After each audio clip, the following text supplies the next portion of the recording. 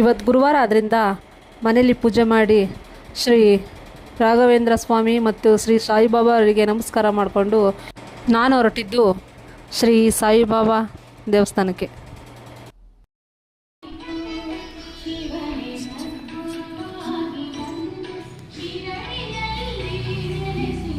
ನಾನು ಪ್ರತಿ ಗುರುವಾರ ಸಾಯಿಬಾಬಾ ದೇವಸ್ಥಾನಕ್ಕೆ ಹೋಗ್ತಾ ಇರ್ತೀನಿ. ಅಲ್ಲಿ ಹೋದರೆ ಏನೋ ಒಂಥರ ಮನಸ್ಸಿಗೆ ನೆಮ್ಮದಿ, ಶಾಂತಿ ಎಲ್ಲ ಸಿಗುತ್ತೆ. ನಂಬೇಕಷ್ಟೇ, ನಂಬಿಕೆ ಇಲ್ಲಿ ಮುಖ್ಯ.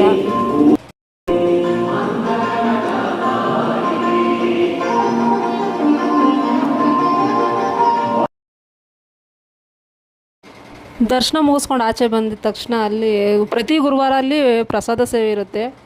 ಪಾಯಸ, ಅನ್ನ ಸಾರು, ಪಲಾವು, ಮಜ್ಜಿಗೆ ಎಲ್ಲನೂ ಕೊಡ್ತಾರಲ್ಲಿ. ಇಂದ ಬಂದು ಸೀದಾ BTS ಬಸ್ ಹತ್ತಿ ನಾವು ಹೊರಟಿದ್ದು ಬೆಂಗಳೂರಿಗೆ.